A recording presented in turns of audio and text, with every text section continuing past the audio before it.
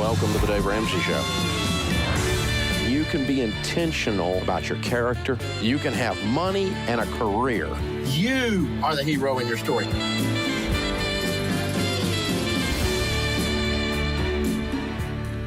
Live from the headquarters of Ramsey Solutions, broadcasting from the Dollar Car Rental Studios, it's the Dave Ramsey Show, where debt is dumb, cash is king, and the paid-off home mortgage has taken the place of the BMW as the status symbol of choice. Anthony O'Neill, Ramsey personality, best-selling author, is my co-host today as we take your questions about your life and your money. Open phones at 888-825-5225. That's 888-825-5225. Melissa is with us in Las Vegas to start off this hour. Hi, Melissa. How are you? Good. How are you? Better than I deserve. What's up? So back in March, I was one of the people that lost their jobs to COVID. And fortunately, we weren't in debt other than our mortgage.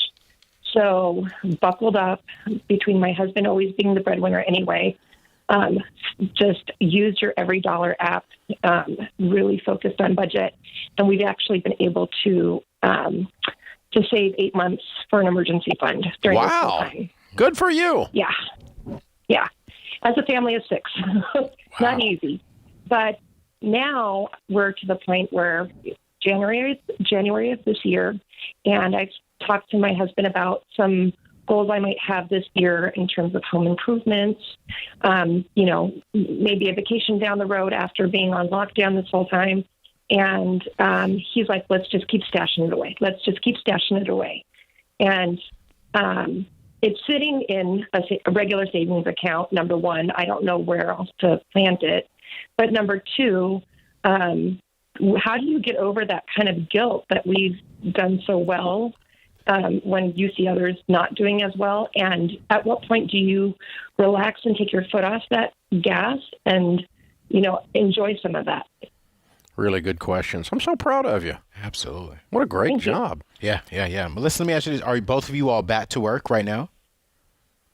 I'm not working. The field that I'm in, Vegas being a hospitality industry, it's just not there. Mm-hmm. Yeah, for sure. Okay. Well, here's the thing. There's a couple answers to your question. You had 2 or 3 questions. Number one, the first 3 baby steps, 1 through 3, are with Gazelle Intensity. And that's what you've done. And that's not doing anything. That's not going out to eat. That's not going on a vacation. It's not buying anything. We're getting out of debt and getting the emergency fund in place. Those foundational items are an emergency until you get them done. Then when you hit baby steps 4, 5, 6, you let your foot off the gas and you go from intense to intentional. Okay? And what that means is you don't do anything by accident, but you allow yourself to do some different things. Like, for instance, you could go out to eat then. For instance, you could save up beyond the emergency fund and buy a car or go on vacation if you wanted. That kind of a thing. Meanwhile, you're starting your retirement, you're starting your kids' college, and you're beginning to work down on your home. Baby steps 4, 5, and 6, right? And so from intense to intentional, and that's where you are. Your emergency fund sitting in a savings is fine. You can put it in a money market. It's never going to earn much money. Anthony and I always tell people it is not an investment. It is insurance.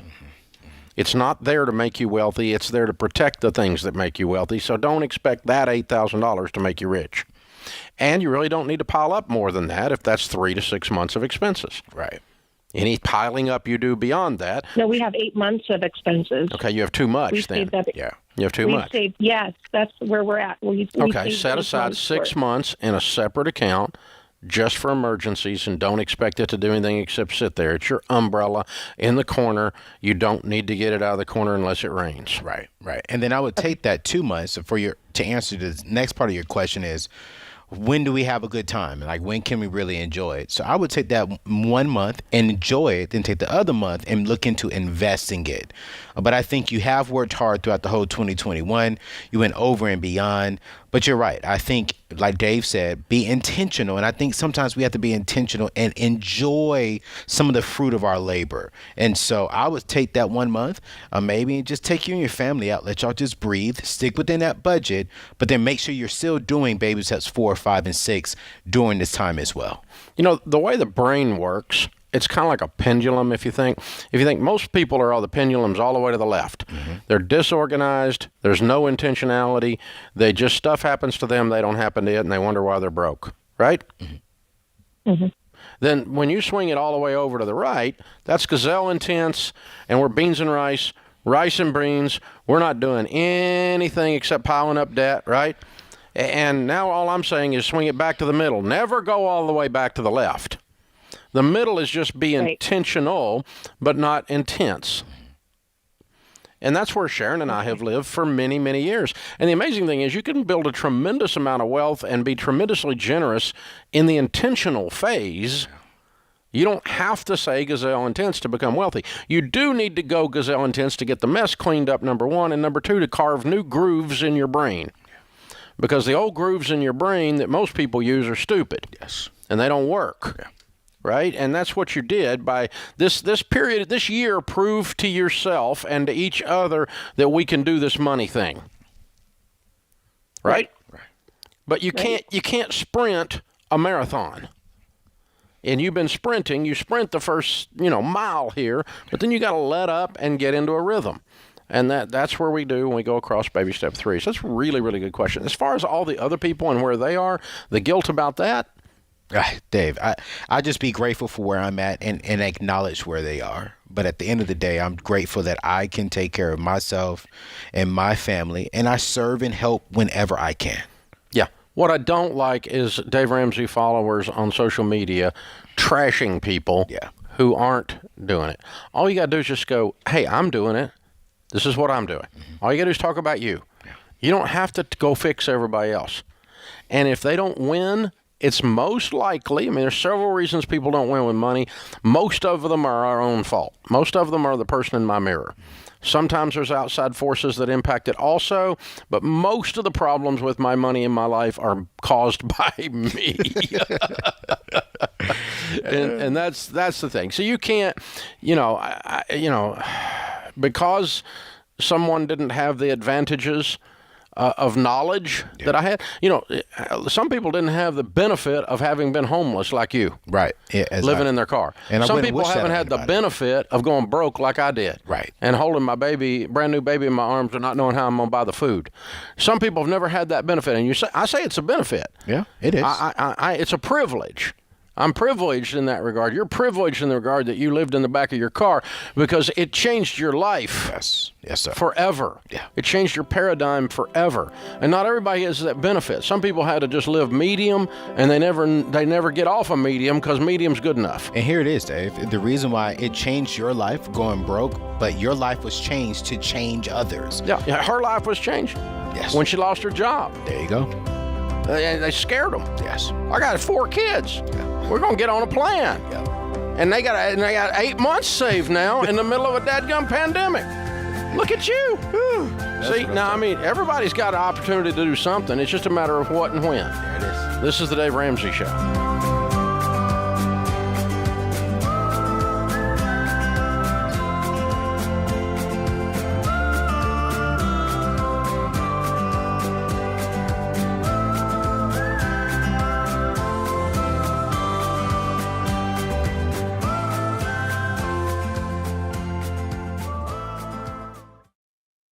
Folks, it's an honor to tell you about the Army National Guard.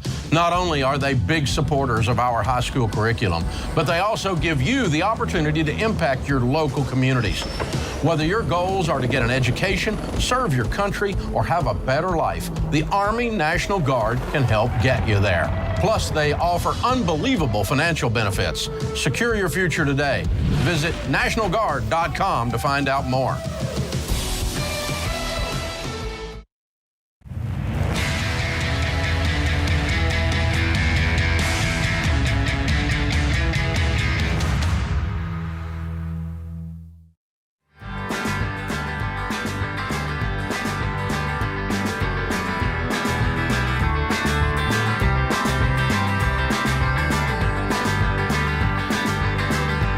Anthony O'Neill, Ramsey personality, is my co-host today. Open phones here on the Dave Ramsey Show at 888-825-5225. Lindsay is in Fredericksburg, Virginia. Hi, Lindsay. How are you? Good. How are you? Better than I deserve. What's up? So my husband and I are on baby steps 4, 5, and 6, and we are looking at selling our rental property. We are currently using the income that we receive from that property to fund our retirement. It is about $400 a month, and then my husband puts in his company's 401k match.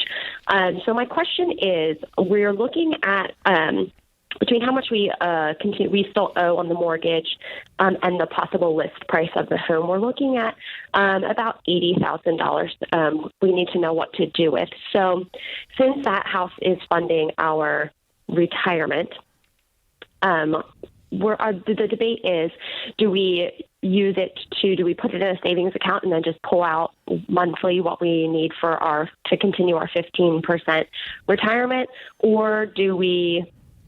Well, we just need to know what to do with it, I guess. You should be able to do 15% of your income into retirement out of your budget. So our monthly budget currently doesn't have enough room for the $400. So what's your household income? Should we about $67,000? And how much are you putting into retirement? Well, we put the $400 a month from the property, and then my husband does his 401k match. So, Lindsay, I forget exactly how much that is. Does your $67,000 include the money you're getting from your rental properties, or is that separate just from your job? It does not, sir, just from jobs. Okay, so I think what Dave is asking, are you doing 15% of the $67,000 without the rental property? Yes. So the $67,000 does not include our income from the rental property. Yeah, I got that part. Got that part. Yeah. So are you investing 15% of your $67,000? Yes. Okay. All right. Yeah, because you should be at about $10,000. You should be about $800 and something a month going in, and $400 a month coming out of your husband's check or whoever's check. You should be able to do $800 a month on a $67,000 income, right? Without having to supplement it. Okay. Something's wrong with your budget. So then, your budget's being eaten up with something else. It is with our current mortgage. So how much is your mortgage? Currently monthly we pay $14,000, I think. You pay $1,400 towards our mortgage. $1,400. Right? Yes. Sorry. 100. Sorry. Mm-hmm. And your take-home pay is 38. Yeah, you have a high mortgage payment. Your payments. We do, sir. It's about 42%. Yeah. I recently when we got the mortgage, I was also working full time. I recently. What's the interest rate on the mortgage? To stay home with our daughter. What's our interest rate on our mortgage for the rental property or for our current property? No, your current property. Our current property. It's 44.25%. Okay. Here's our fix. Yep. Okay. Refinance the home and put the $80,000 into the refinance. Yep. Okay. And that will lower your payment and your interest rate both. Okay. Then you'll have room in your budget to save 15%. The reason I knew there's something wrong in your budget, because I've done, tens of thousands of budgets over 30 years, and you can save 15% of your income if you don't have too big a house payment and you're out of debt. Right. And, at any income, you can do that if you don't have too much allocated to housing. That's why it's a ratio. That's why we don't have a set amount going into retirement. We say 15%. Yeah. So, if you want to splurge, carve off a little of that and, hit towards the kid's college and baby step 5 as you drive by to 6, that's fine. But I think if you'll refinance your mortgage with $80,000 down and get you a cheaper interest rate, and while you're at it, do a 15-year, you're probably going to end up with a lower payment at that point. And when you made the choice to come home and be with your baby, that's okay. But you might have made the choice if you hadn't sold the rental to sell your home because you got a home you couldn't afford at that point. Yeah. And but it looks like you can now that you've done all this, and so it worked out. I was going to say It worked that. out fine. Is that an option too, Dave? Sell both and then go buy a property that, that is below the 25% or right at least the 25%. Yeah. Because if they can sell that current property and have $80,000 in equity, depending on what their house is, they got $100,000 they can put towards a good home. Exactly. And what I would do before I tried that is let's try to get the 42% fixed. Yes. Okay. Because the problem with a payment that's 42% of your take-home pay is what we just discovered. Right. It took us a little while to get there, but what we just discovered is that you don't have room because of your house to build wealth. And you become house poor. There you go. Because you've got too much tied up in your monthly payment on your house. So the fix for that is sell the house, number one, or do something that gets that payment down or gets your income up. Yeah. But if you're going to choose out there, it's okay to choose to quit your job and come home and be with your baby. Yeah. I'm fully supportive of that decision. But sometimes when you decide that, unless his income that is on an upward trajectory, you're also saying we now have a house we can't afford. Yeah, and I think, America, I want y'all to hear this too, and I really want y'all to don't miss this. She was through baby steps 1 through 3. She was out of debt. Good. Doing great, Yeah. but then still living in kind of stress because he wasn't being intentional about making sure that they can get that 42% down to 25%. So either his income goes up, or in this case, we found some money to get the mortgage down. Yes. Or the house has to go away. Yes. So, I mean, you don't have to do it if his income, if 2 years from now his income's going to double because he's on some kind of upward trajectory, you can hang on and be okay. But, it's not a 2-month thing. It's not, nothing's on fire here. But the point is, mathematically, you can't fund retirement adequately and other things. Yeah. Next time you get ready to buy a car, it's going to be a payment because you hadn't had the wiggle room in your budget to save up for a car. Right. And it gets you in trouble. So, Lindsay, you guys are doing a really good job overall. Just a couple of adjustments there, and I'm really proud of you. Good work. Nick's with us in Jacksonville, Florida. Hi, Nick. How are you? Hi, Dave. Thanks for taking my call. I'm very well. Sure. Good. How can we help? Let me give you a little info. I am 35. I'm divorced. I just finished my associate's degree. No alimony, no kids. But I do have $33,000 in credit card debt, $32,000 in student loans. I just started my first semester of my bachelor's degree. I'm very excited about that.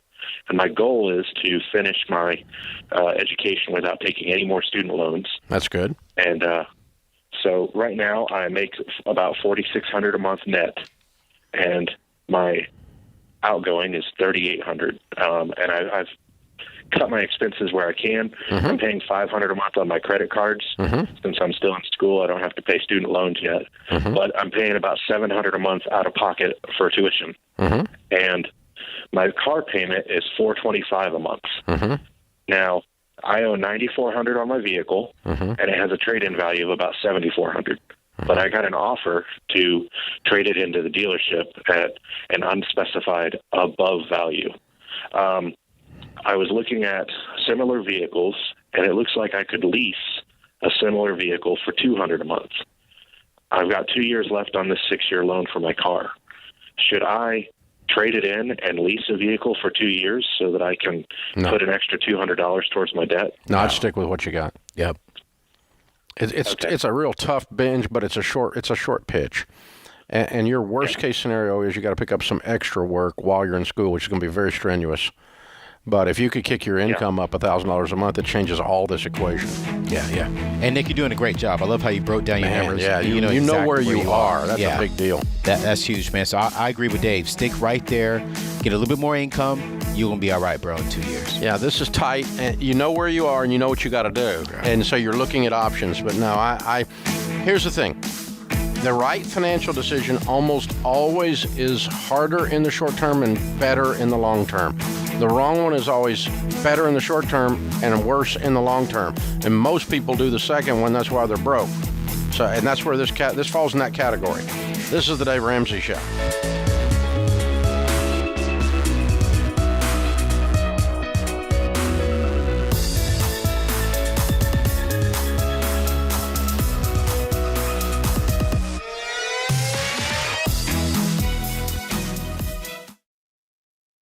What makes our show unique is that we genuinely care about our listeners. We're intentional about choosing the best advertisers to recommend. Blinds.com is no exception. They offer high-quality window treatments at unbelievable prices. And they make it simple to shop blinds, shades, and interior shutters with easy online ordering, free shipping, and a guaranteed perfect fit. Go to Blinds.com and take advantage of this week's special savings.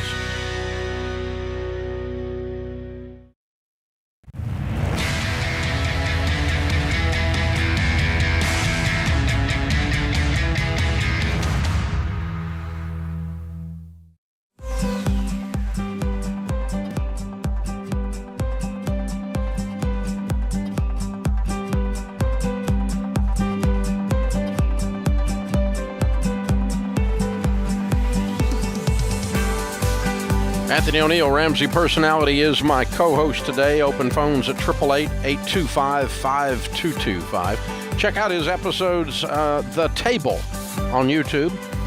His YouTube show is called The Table. A lot of folks around a table having a discussion at different times, and thus the name, but always good content there. Fun stuff, too. Yeah, it is. It is and fun. thought-provoking, all of that kind of stuff. So check out The Table on YouTube. New episodes every Monday from Anthony O'Neill. Of course, his book, Destroy Your Student Loan Debt, one of our Ramsey quick reads, as well as the whole idea of Debt-Free Degree, which was a #1 best-selling book, full-on book there, and all of that. Anthony O'Neill's ways of serving you guys. AnthonyO'Neill.com. You can learn all about it. Open phones at 888-825-5225. Christopher is in Lubbock, Texas. Hi, Christopher. How are you? Doing well, sir. How are you guys? Better than I deserve. How can I help? Alrighty, sir. So we have a question. Back in February 2020, my wife and I, we closed in a house that we're not living in due to the fact that my wife is a residential hall supervisor at a college. And so after we closed on the house in March, we found out about Dave Ramsey and the whole babysit. So now we're kind of stuck. Should we sell the house even though we will have to pay off around $6,000 out of pocket and walk away with no profit from the sale? Or our next best option is to rent it out or ask someone to live in it for free, but they would have to pay the utilities only because we need somebody living in it.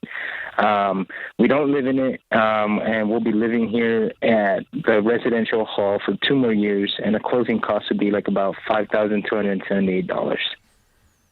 Who said? We use the 2 EOPs that you have on your website. Mm-hmm. We talked to 2 of the realtors in our local area, and so they ran the numbers around that. We're still trying to figure out which is the best realtor to go with, so we're still in that process right now. Mm-hmm. Okay, but what you're basically saying is you didn't put anything down on the house, and you don't have any money. Yes, sir. Almost nothing down, thus you have no equity. So when you try to sell it, you're going to have to write a check? Just because of the closing costs, yes, sir. No, because you don't have any equity, because you didn't put any down payment down. Yeah. Okay. Yeah, and but the closing, you're out of pocket. They're estimating is going to be $5,000. Yes, sir. In order to get it sold, because you don't have any equity at all. Yes, sir. And the house is in Lubbock? So, no, so we live about 45 minutes outside of Lubbock, and that's where my wife is the residential hall supervisor. And so we paid off $27,000 in car loans already since we started the baby steps in March. And now we're here with the house, whether to sell it or to rent it, to see what's best for our income and family. We have an income of about $40,000 right now. How much debt do you currently still have, Christopher? Our student loans combined is $98,600. Okay, and how much is the mortgage payment right now? $630. Okay, you can save up the $5,000 in 2 months, based on the rate at which you paid off the $27,000. Yeah. And save up the $5,000, write a check, and sell the house. Yeah. Yeah, you bought a house when you bought a house when you were deeply in debt and broke. Yeah. Yes, sir. And it's become a curse to you rather than a blessing. Yeah. Yes, sir. Yeah, I'm sorry. What a horrible thing to go through. But the good news is you can learn this lesson at your age and never have to do it again, right? Absolutely. And Chris, yes, sir. Yes. So, what are you doing to? Yeah, go ahead, man. I just should we get a personal loan if closing costs are too high for us to cash flow? No. You should cash flow them in the next 2 months. Yeah. You should be able to save $5,000 in 2 months based on the fact that you paid off $27,000 since March. Yes, sir. That same rate of paying off debt, you can save up $5,000 in 2 months, and then get the house on the market in 1 month. It'll take a month to close it anyway, and by then you'll have the cash to write a check, and you won't have any loan in order to get rid of the house. I don't want you to get a loan. I just want you to get rid of the house. Right. Yeah. And I was going to say, too, as well, Christopher, figure out a way, what can you do extra on the side to generate like another $10,000 this year to help you go towards your debt? Yeah. But because $40,000 is, I mean, that's okay. I'm going to be real with you, but you need more so you can get out of this $90,000 quicker. $98,000. So nearly $100,000 in student loans. And be thinking, and here's the plan, okay? When the 2 years is up, if you're not going to be getting free housing anymore, you are a renter. Yes. With $98,000 in student loan debt. You're still going to have some of that student loan debt at that point, and you are a renter until that student loan debt is gone, and until you have an emergency fund of 3 to 6 months of expenses saved, and until, in addition to those two things, you have your down payment saved up. 10 to 20%. Were you in that situation right now, you wouldn't have ever called me. Yes. Because you would have had equity in the home, and if you didn't, you'd have had an emergency fund to write the check to cover the closing costs to get rid of the home, and you would have had also more wiggle room in your budget because you would not have had $98,000 in student loan debt. So do not buy a home, folks. This is exactly the reason we tell you not to buy a house until you're out of debt, you have your emergency fund, and you have a good down payment in addition to those two things. Yeah. It'll bite you. And look at it, Dave. He went in there thinking he was buying something that's going to be a dream, and now it's a nightmare. He's trying to figure out how to get out of it. Yep. And so instead of you making money off of the house, you're spending more money to get rid of the house that you fell in love with. So this is why we teach what we teach, because we want your dream to become and stay a dream. Yeah, not a nightmare. That's a good point. Good point. Tomorrow night, Chris Hogan, Rachel Cruz, and Craig Groeschel and I, Pastor Craig, will be at his church at lifechurch.tv in Oklahoma City doing a live stream. There'll be close to 200,000 of you watching the Reset live stream.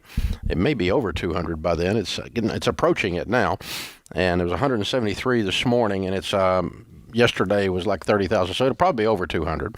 But anyway, doesn't matter. Minor issue. We're going to teach you how to reset after 2020. 2020 was your wake-up call. It either scared you, or it punched you in the nose and you lost your job, or you had a real problem, or whatever. But hopefully you got a wake-up call and you said, hey, we're never going to be vulnerable again when the big bad wolf comes around. We're going to be in the brick house. So we're going to talk about that tomorrow night. It is a free live stream, January the 12th, Tuesday night at 7 p.m. Again, Chris Hogan, Rachel Cruz, Craig Groeschel, me. Rachel's going to be talking about Know Yourself, Know Your Money, the content from her new book that came out a week ago. And thank you for the number of you that have trusted us with that. Absolutely incredible number of sales on that book. And Craig Groeschel, Pastor Craig's going to do a talk. I asked him to do that. I'd heard him do before, and he's adjusted a little bit on discipline, and it is absolutely amazing. And, of course, Chris Hogan and I are going to walk you through the actual tactical things you need to do with money. And go to, if you want to watch this live stream live, all you have to do is text the word. It's free, by the way. Did I mention it's free? Text the word RESET to 33789. Reset, because this is your chance to reset for 2021, to 33789. 33789.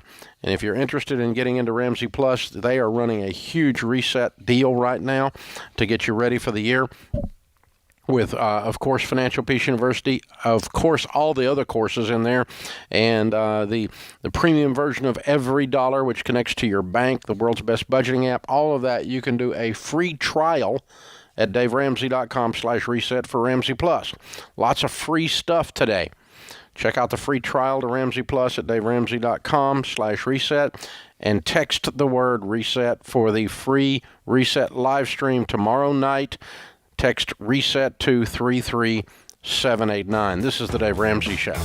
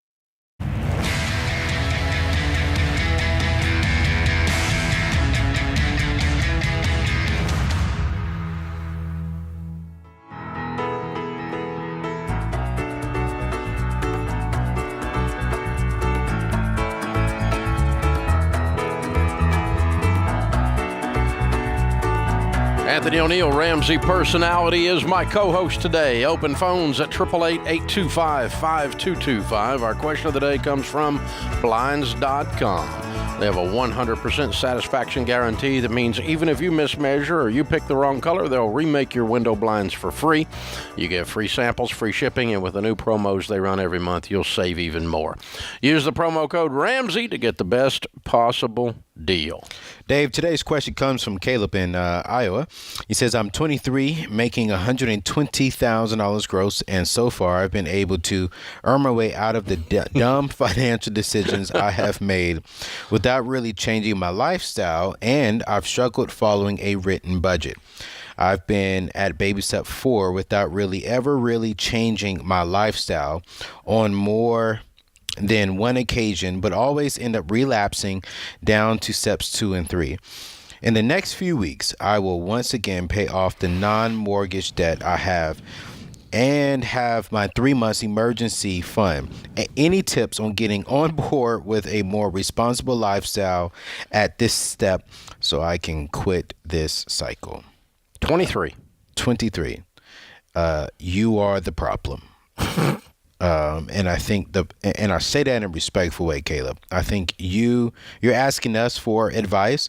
I think you need to look in the mirror and tell yourself it's time for discipline and intentionality. Okay. There's no reason why you should be going back and forth. You don't have nothing major happening in your life. It sounds like you're just making poor decisions. And I always teach this to 23-year-olds, Dave, that the caliber of your future will be determined by the choice you make today. And he's not making the right choices. And that's true of a 53-year-old too. So, Caleb, I think you're halfway there by recognizing the problem. When you don't recognize that there's a problem, then you don't have to address it.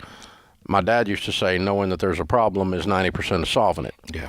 A lot of people are just unaware that there's even a problem. They're in the zombie apocalypse and just wandering around, right? And just in a zone. And so I think you're halfway there just by recognizing that there's an issue. And what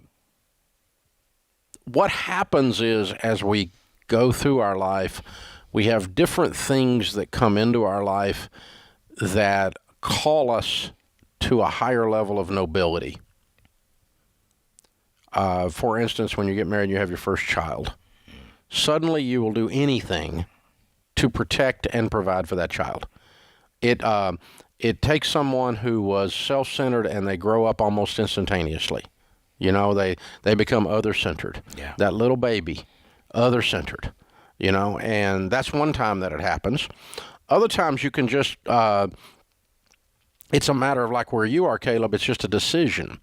Like for sometimes I run into people your age, Caleb, that aren't married, don't have a kid, but they're looking at a different kind of a why. You need a big why is what we're talking about. A reason to not lapse. Yeah.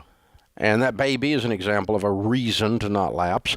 But another one that I was talking to, Anthony, you and I believe we're talking to the young man, he's a strong faith. Oh, yeah. And his reason for that was he didn't want to disappoint God. He wanted to be a faithful servant. Yes.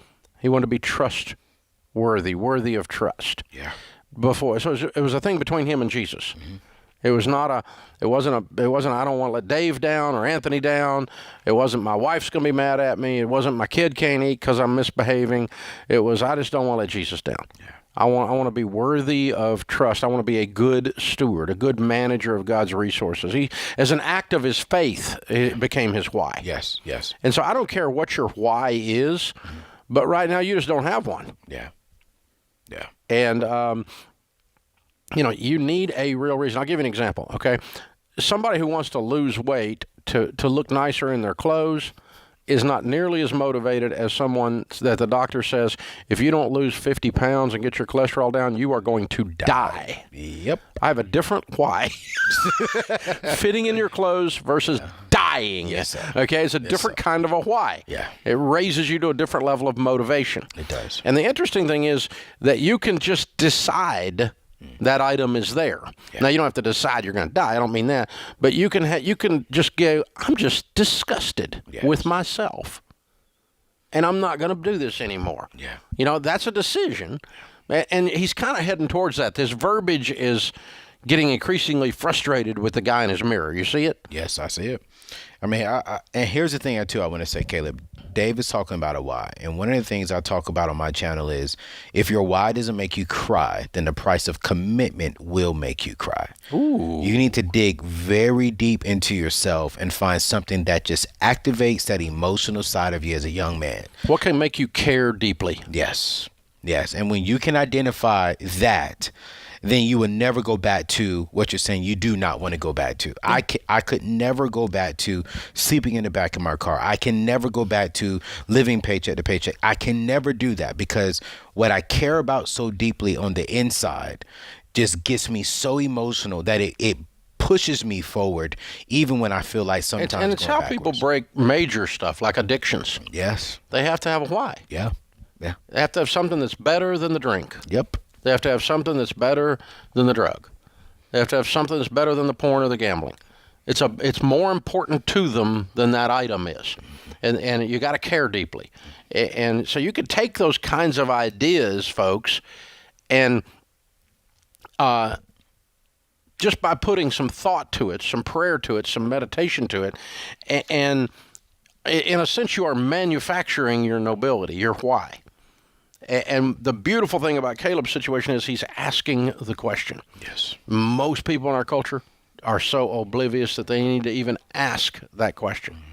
And even if someone asks it of them, they become offended. So, Robert is with us in Chicago. Hey, Robert, welcome to the Dave Ramsey Show. Hi, Dave. Thanks for taking my call. Sure. What's up? I'm a pretty new listener. I just got married in October, so I started taking money a little bit more seriously. Thank you.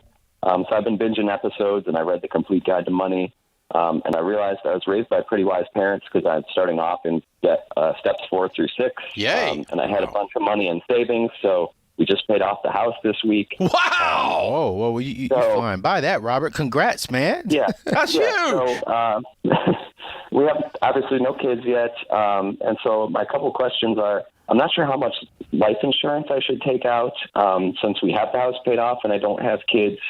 And then also I've been investing in retirement, but not quite the 15%. And because my income, I'm having to do a backdoor Roth. So I'm kind of figuring that out. Mm-hmm. But I'm not quite sure about your categories you say are growth and income, aggressive growth, international. Mm-hmm. And at least in my brokerage, things aren't labeled like that. So I don't really know what that means and what type of labels I'm supposed to be looking for the mutual funds. That's okay. good. A lot going on there. Yeah. The very first one, man, how much do you make a year? What's your household income? Household income is around $200,000. Okay, cool. So what we teach here is just 10 times that. That should be the minimum. On your life insurance. On your life insurance. Okay. And that's term life. So that's not a whole life. That's term life. Right. And even with, because I've heard you guys talk on some of the other episodes about, you're thinking about the stuff that you want to get taken care of with that money. So you could reduce it in your situation because it's really 10 times to 12 times what it's going to take her to live. Yeah. Yeah. Okay. And she probably doesn't need $200,000 to live with a paid for house if you die tomorrow in a car wreck. Right. So, but it's at least $1 million on top of where you are. Okay. Because we want her to be well cared for. And that would provide somewhere in the $80,000 a year income range instead of the 200. But I'm guessing she's a professional as well. I'm the primary. Okay. Okay. And then when you have kids, it'll change even more. So, but I would start with at least $1 million, and you could go up to as high as $2 million if you want to. It's not very expensive if you're healthy.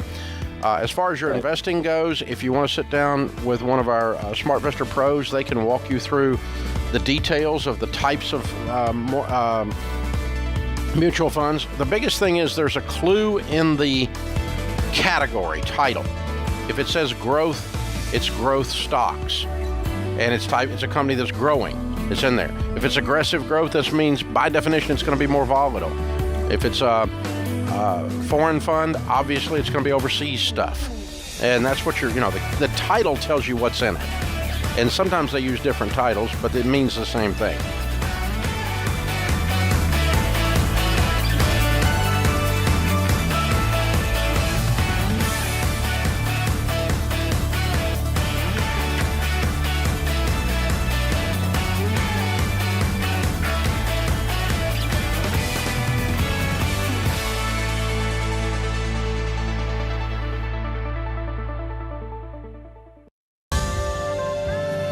Welcome to the Dave Ramsey Show. You can be intentional about your character. You can have money and a career. You are the hero in your story. Live from the headquarters of Ramsey Solutions, broadcasting from the Dollar Car Rental Studios, it's the Dave Ramsey Show, where debt is dumb, cash is king, and the paid-off home mortgage has taken the place of the BMW as the status symbol of choice. I am Dave Ramsey, your host. Anthony O'Neill, Ramsey Personality, is my co-host today as we take your calls about life and about money. Open phones at 888-825-5225. That's 888-825-5225. Jim's in Salem, Virginia. Hi, Jim. Welcome to the Dave Ramsey Show. Good afternoon. Thank you for taking my call. Here's my question. I'm working with a young man who recently got out of jail. He's a felon with an RSO. He's deeply in debt. He's got about $500+ a month in debt, and he's only earning about $2,000 a month. Nobody wants to really hire him. I've offered to pay for Financial Peace University for him if he would do it. But he keeps balking. He just doesn't want to. He doesn't want to be financially sound or make some good financial decisions because he wasn't trained that way. His dad died when he was very young. His mother was a drunk.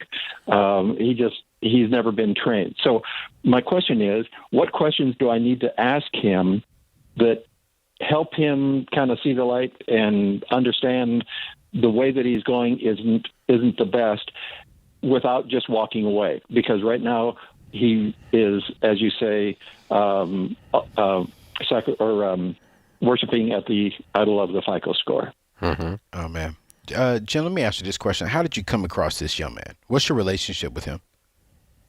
I have no relationship with him other than a friend of mine was visiting him in jail. And so now the two of us are, trying to help him a little bit on the outside, but we have not given him any money. Good. We're only kind of spending some time with him and advising him on some things. Okay. Yeah.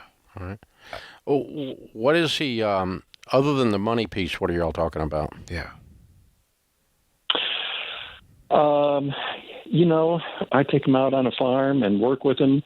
We're building a fence for an elderly gentleman. We kind of talk about lots of different things. We go out to dinner. But he knows your purpose in his life is to better his life, right? To mentor him, disciple him into being a better guy, right? Well, I hope so. Why does he think you're hanging around? Right. Well, yeah, I've asked myself that very same question. And he doesn't have any friends. He's only got just a couple. Nobody wants to associate with him. Even the churches, won't take him in because of his RSO classification. So, I'm sorry, I'm stupid. What's RSO? RSO? No, RSO. Yeah. It's registered sex offender. Right. Oh, okay. Yeah. Okay. Thanks. And That so, helped me. you know, and I can understand, you know, why everybody is cautious, but he's just, it's just a tough situation with him. Yeah. But when it comes to money, he's not making good decisions. And I'm trying to help him understand that, and Jim, especially he won't, because he doesn't earn very much money. Jim, here's the thing. Go ahead. He can't make right decisions right now because he doesn't know any better. So I think I like what Dave was talking about. What are you talking with him outside of money? Because before we can address the money, we got to address the mindset. And to address the mindset, you got to think about it. He has to see different things and experience different things to register in the mind to shift how he thinks and looks and process things around money. And so this one's going to be kind of hard because he is an RSO. But I think with yourself and with other people, that if we can get around him in the community way, in a safe and in a wise way, we have to start exposing him to other things that would start shifting his mind. So not just with money, but just in life in general. You know, he's made some poor decisions in the past, clearly. So how do we start addressing his mind to start thinking differently to where we can see him change from the inside out? Then once we start seeing his mind shift, the way he looks and processes life, then we'll see and be able to address the money issues. But I really wouldn't stress about how do I help him right now with the money. There's something much bigger than money. What I'm thinking about is my buddy who's wealthy today, who grew up in the hood by his own words. And he said getting out of the hood was easier than getting the hood out of me. Exactly. And so I guess I'm just asking the guy a lot of questions. Where do you want to go? Mm-hmm. Where do you want to be in 5 years? I'm the guy. The reason I'm hanging out with you is I want you to be in a better place later than you are today. I want you to have more money than you do today. I want you to have a better life and a better reputation than you do today. I want you to have a better job and a better career than you do today. I want you to, experience a transformational healing of your life, and I want to be there while it happens. I want a front row seat to this happening, and I want to walk with my arm around your shoulder and my foot kicking your butt to cause this to happen. Now, how can I do that? What can we do? Because I could build fences with you for the next 15 years and you don't change, and that's not going to work for me. I'm building fences with you, literal fences, so that I can build a connection to you so you can get better. Now, how can I help you do that? I am not interested in you being in the same place 5 years from now. If that's all you want for your life, I can't help you get there. That's not going to be okay with me. And so stuff like that, and just get him dream. I think I see stuff in you. I see that you can be somebody, but you're going to have to decide that you're going to take some steps to be there. Yeah. And I can show you the steps then. I'm standing here ready, man. And so the thing that those kinds of things, and stories like the Andrew Carnegie story, if you're from Pittsburgh, it's Carnegie, but the very, very wealthy family, and their foundation formed basically the public library system in America. And the reason is that Andrew Carnegie didn't have squat, and his officer in the Union Army opened up his own personal home library to him and encouraged him to go be somebody and to read. And that reading in that library changed his life, and so that now, consequently, there's libraries all over America 3 generations later because of that man, that Union officer in the Union Army after the Civil War, opening his home library, because there were no public libraries, and encouraging the young man to read. And that's who you are. You're that Union officer in this story. And so I just would put it out there that, I can take you some places, man, but you got to be willing to get in the car. Yeah. Yeah. And have patience during that time as well. Yeah. You have patience with him, but this idea that I'm going to sit on the side of the road and suck my thumb, because listen, there's a whole lot of stuff that everybody has in their past. Yes. And that's a horrible label to have on you. It's a horrible label to have on you. But it doesn't mean you can't do anything. You can run your own business and do anything you want to do as long as you don't violate parole and laws on registration and so forth. But you can run your own business and do whatever. Nobody comes into a sub shop and asks if you're making subs, if you own the sub shop, if you're an RSO or not. They just want to know, is the sandwich good? And that's the whole thing. So he can redeem his life. He's not ruined for life. It's possible. I believe in it. This is the Dave Ramsey Show.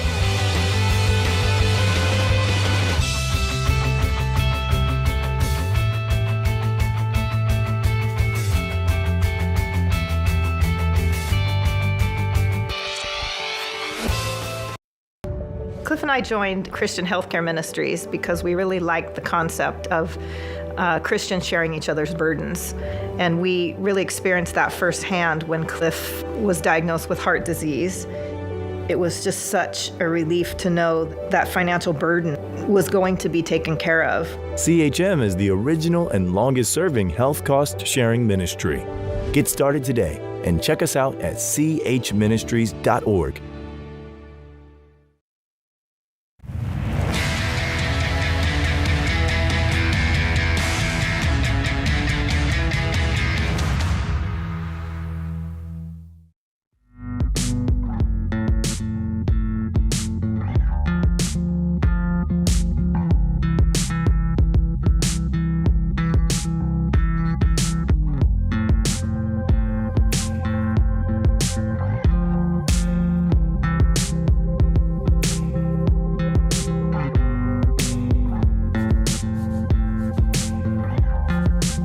Anthony O'Neill, Ramsey Personality, is my co-host today. Open phones at 888-825-5225. That's 888-825-5225. Kelly is with us. Kelly is in Chicago. Hi, Kelly. Welcome to the Dave Ramsey Show. Hi, Dave and Anthony. Thanks for taking my call. Sure. What's up? So I'm 26 years old, and I live at home with my parents, debt-free. But I lost my job back in July. I'm calling right now my boyfriend, Tyler, next to me. We've been dating for almost 7 years now. He's also living at home with his parents to save money and pay off debt, but we want to move out. We're not only just looking to move out, we want to relocate down to Arizona. So we're just kind of wondering when's the right time to do that, specifically what money do we use to make that move, and whether one or both of us need to find a job before moving. Kind of the biggest issue with this situation is my parents kind of want to control how I use my money. I've already tried having a conversation with them about wanting to move, and they told me no. Why did they tell you no, Kelly? I think I know why, but I just want to know why did they tell you no? So they think that I don't have enough saved up. How much do you have? So I have an account that they had set up for me with their financial advisor that's in my name now that has a little over $28,000. And then I have $19,000 in a personal savings account. And how much does your boyfriend have? How much does your boyfriend have? He is on baby step number 1, finishing that off, and he has $66,500 in debt. And no money. He's about halfway done with baby step 1. How old is he? He's also 26. What was his job that he lost? I lost my job. Oh, I thought he lost his job. Does he have a job? Yes, he does. What's he do? He works in food. He works in a lab doing research and development. So he does a lot of formulating and stuff. What's he make? He makes $36,000. Mm-hmm. Okay. What's he going to do if he moved to Arizona? He's already found a job that's pretty much the same kind of thing that he wants to apply to. Apply to. Okay. And yeah. it would pay around the same amount? We're thinking a little more because it's with a bigger company. The company that he's at now is family owned and it's a little smaller. If you were his daughter, would you want you marrying him? Is he a provider?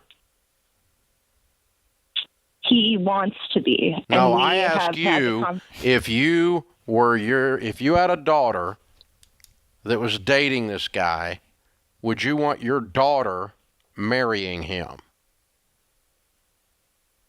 I mean, we've been together for 7 years. That isn't what I asked. Happy, so. I didn't ask if you'd been in a bad relationship for 7 years. Yeah. I asked if this is a good guy that you would tell your own daughter to marry. Twice you've avoided the question now. That's not good. That's not good, Kelly. And he's on speakerphone with you. Ask him the same question. Will he want his daughter to marry a guy like him? He's not on speakerphone with me right now. Oh, okay. I thought you said he was next to you. I'm sorry. He is, but Okay. he cannot hear. I took it off speakerphone.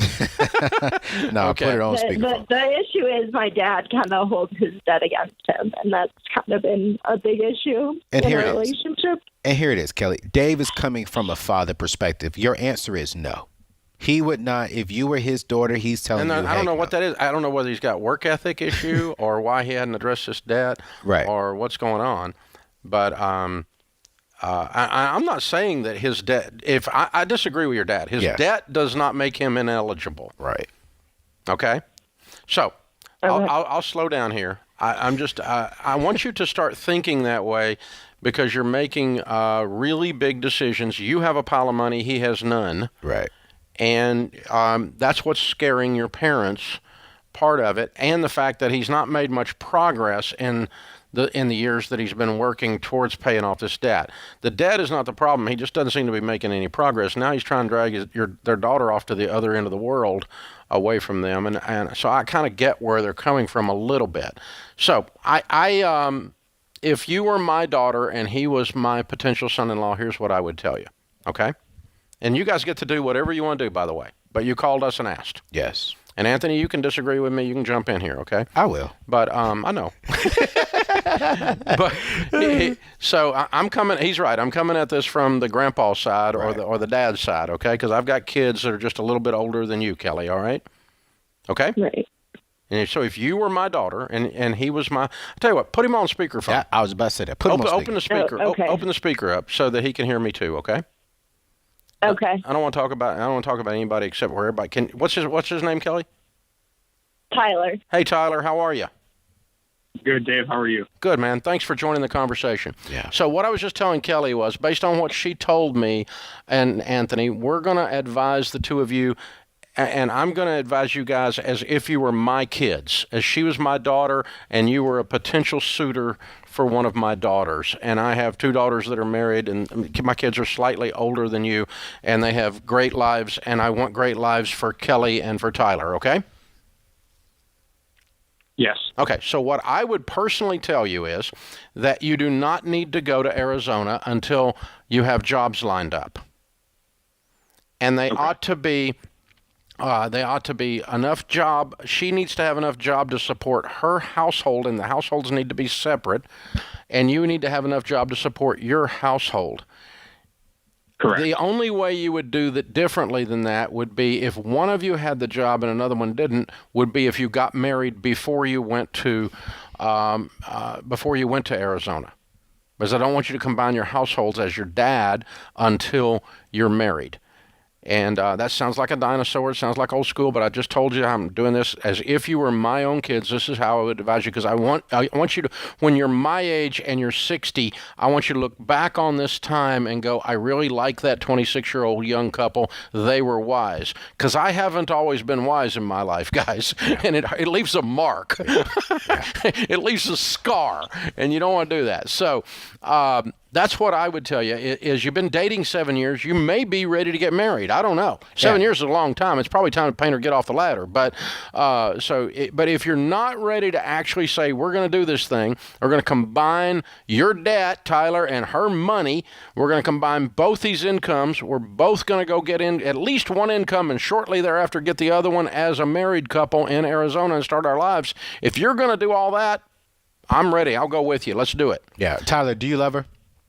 A simple question. Okay, cool, great. I'm going to give you a part B to Dave. I agree with everything Dave said. If y'all go that route, that's great. Let me tell you what I would do if I was 27 and I love this young lady.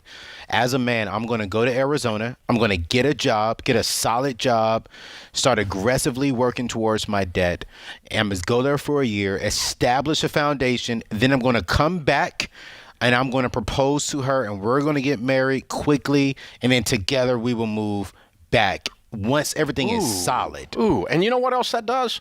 I'll give you another thing. That impresses her dad. That's what I was just about to go to. Now, as much as you can. He may be a jerk. You may not be able to impress him. But most dads would go, this guy's a stud. Yes. He went out and laid a foundation, earned my daughter's hand. Yes. These are all old-fashioned ideas, right, guys? Yeah.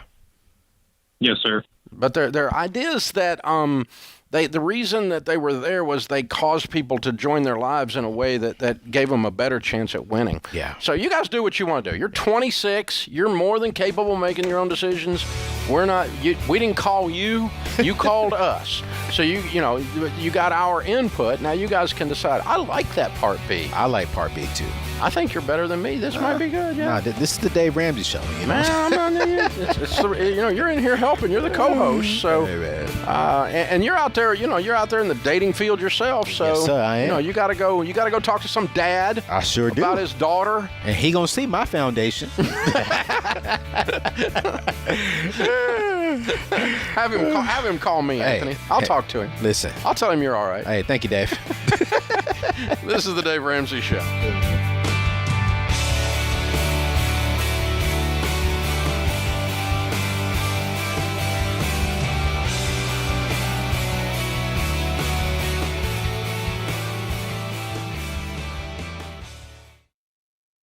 Folks, it's an honor to tell you about the Army National Guard. Not only are they big supporters of our high school curriculum, but they also give you the opportunity to impact your local communities. Whether your goals are to get an education, serve your country, or have a better life, the Army National Guard can help get you there. Plus, they offer unbelievable financial benefits. Secure your future today. Visit nationalguard.com to find out more.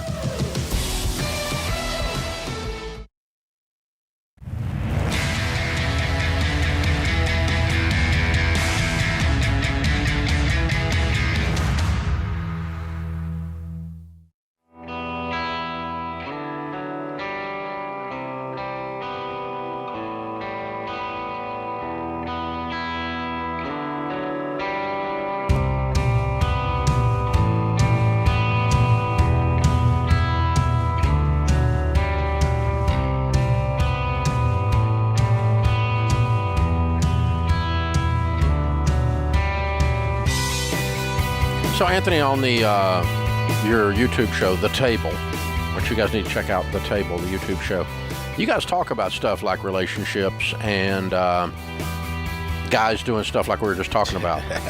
We do a lot of that, Dave. I mean, you've gotten into some interesting discussions about somebody won't go on a date with somebody without a budget or a credit score or that kind of stuff. Yeah.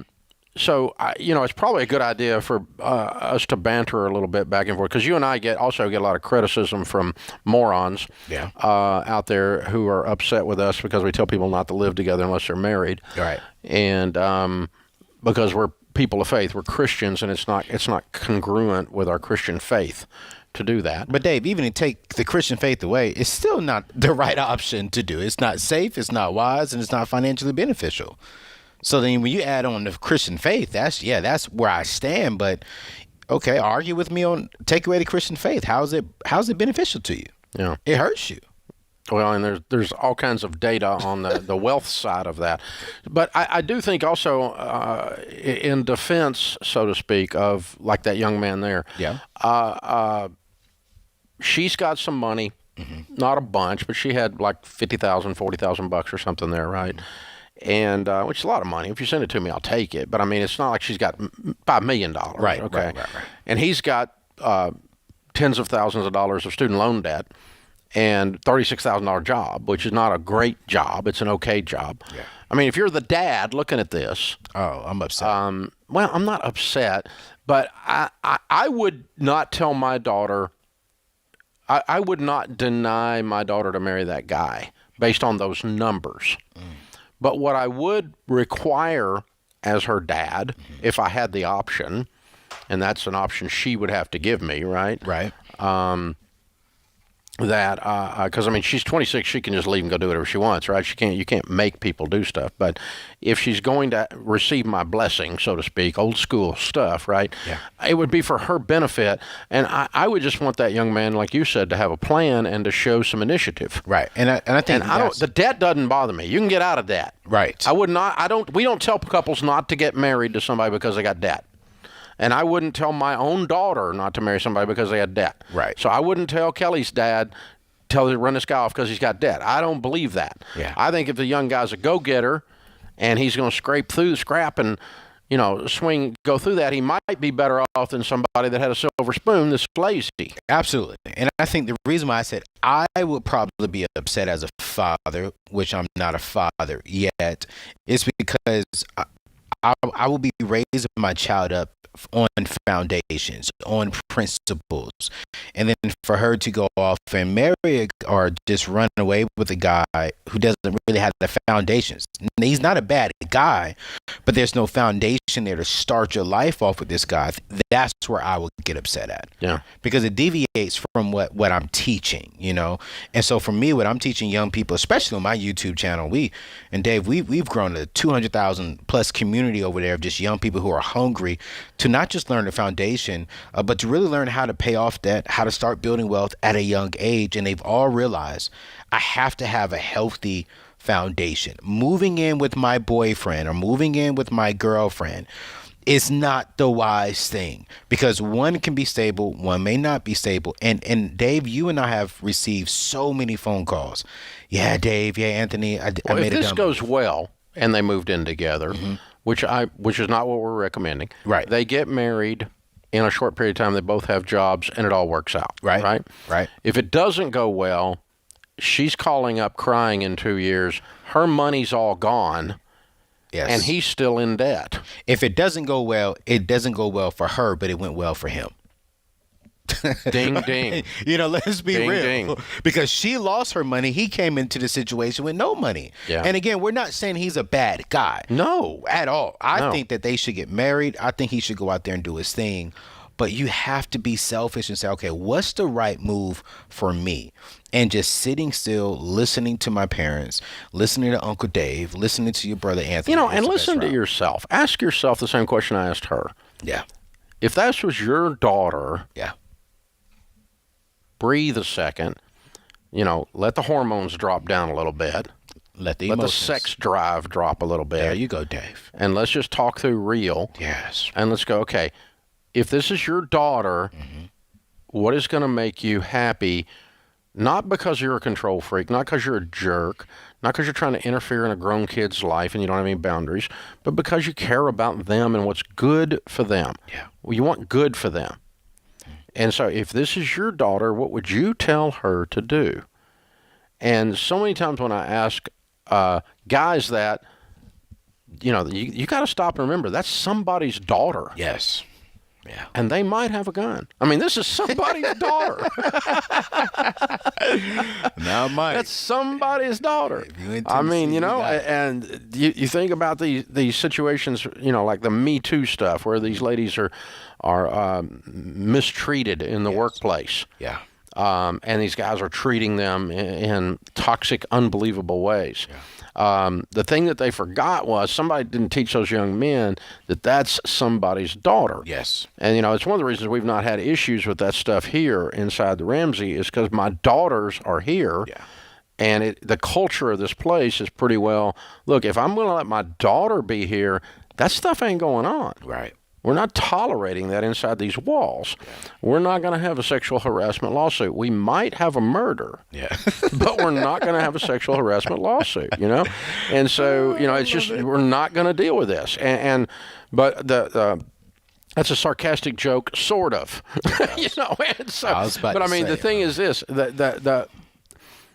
if you're 27 out there, and you're looking at this situation, male or female, ask yourself the question, is this if you're a young lady, ask yourself, if my daughter brought this guy home, what would be my concerns? Yes.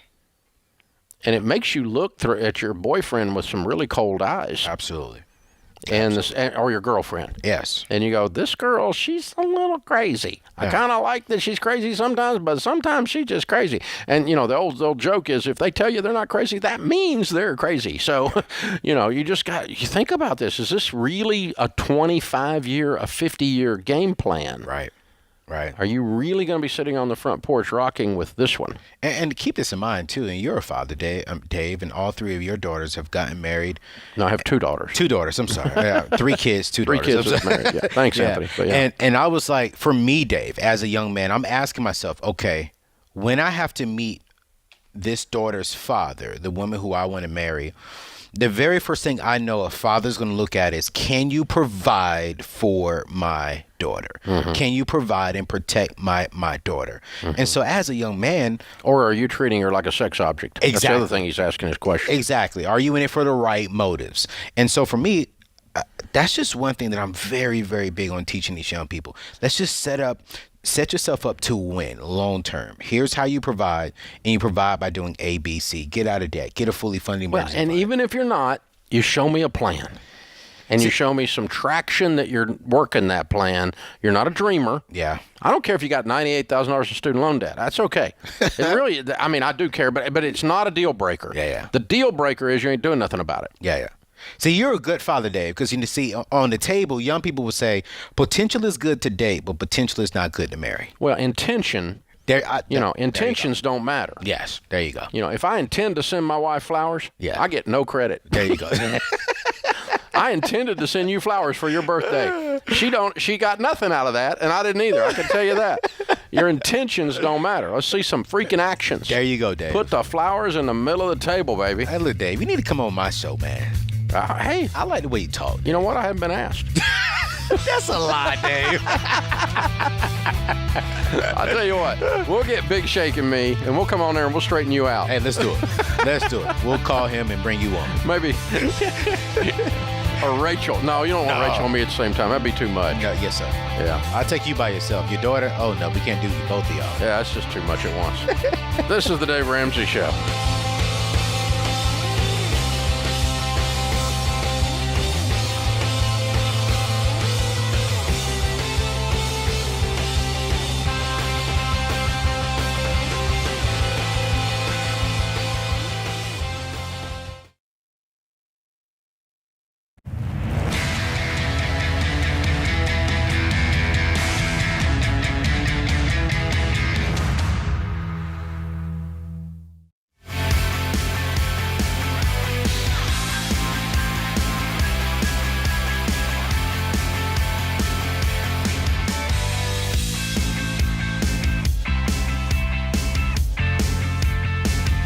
Anthony O'Neill, Ramsey Personality, is my co-host today. Open phones at 888-825-5225. Christina is with us in Orlando, Florida. Hi, Christina. How are you? I am good. Thank you so much for taking my call. Sure. What's up? So I have a question. I have my parents are aging, and they're not in the best of health, and I also have 3 children. I'm a single mother. So I wondered, how do I start?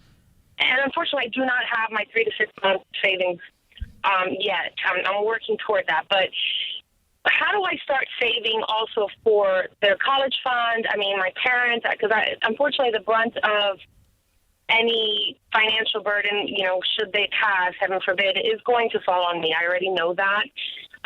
So I just wondered, what's the best plan? I mean, do I focus only on my 3 to 6 months for a time frame and then start saving also for the other items, or how do I plan all this out? Yeah. Your first goal is your emergency fund of 3 to 6 months of expenses and to be debt-free. Those are foundational things for you to be able to build wealth to be able to address the other things. You'll not get to the other things if you don't first cover emergencies. Okay. All right. I mean, fortunately, I am debt. Well, other than my home, I am debt. What do you make? I'm a little bit under. I just got a rate, so I'm not 100% sure, but I'm under close to 90, close to 90, about 88 something. Yeah. How old are your parents? My dad just turned 72, and my mother is in her 65. And I take it they have no money. They don't, no. Okay. No. Then what I would do is get up in their business about them making sure they have all the Medicare, Medicaid options lined out and that they are properly covered with those options, because that will lower the medical cost out of pocket to virtually zero if you do it properly. Right. And it is a tangled web, and it's a mess to comb through to figure out which of the ones to do. But I'll guarantee you, if they're like 90% of the people that are 72 years old, they have not addressed that properly. And if you get in there and make sure that they use what money they have to make sure they've got their health insurance needs covered with Medicare, Medicaid, and all the different option B, option A, option C, whatever, that they need to get into and what is in their state, and that they get that purchased and in place, that is mandatory. Yeah. Hey, Christina, what are they doing for income right now? Well, my dad is a veteran, so he gets a check, and my mother does not work. So basically, they live off of and she just managed to get a little bit of Social Security. I don't remember how much it is. Well, he should be getting Social Security too. Yeah. Right. So he gets that in his VA. Right. So that's it. But even that, I mean, I still have to assist with bills and things monthly for them because it just doesn't cover. Why? Unfortunately. How much is he getting from the veterans? That I don't know. I couldn't even begin So to why are you giving them money when you don't know what they got coming in? They might have $5,000 a month coming in. Right. Well, just based on the way they live, I doubt that. But yeah, I don't. I should probably ask. Yeah, you need to not put any more money in this until you get your fingers down in their budget. Yeah. And Christina, here's the truth. I do this with my parents once a year. Me and my siblings, we get together and we ask them, hey, where are you guys at financially? What is your income? Do you have a will? All that type of good stuff. So stop giving them money. Stop taking away money from your family until you really know what's going on within their home. Yeah. Okay. Exactly. Because you it's your responsibility is your home, and then your parents comes after that. And so so let me help you with this. I'll give you the rundown. Here's your rundown. Yeah. Number one, before you give them another dime, is your emergency fund. Yep.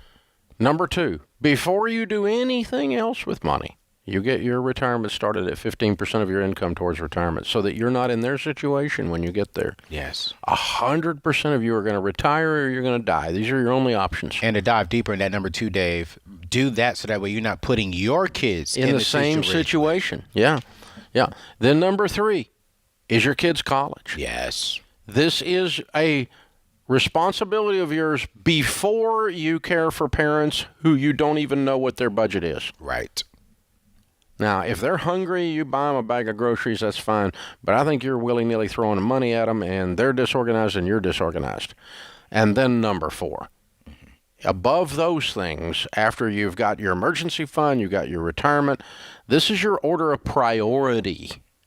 And then you've got something going towards your kids' college, and so they don't end up living in your basement, and you get it from both sides being a sandwich. Right. And then you can supplement mom and dad because you do have a nice income, and you should be able to do all of those things if you're very careful and very intentional and you move along.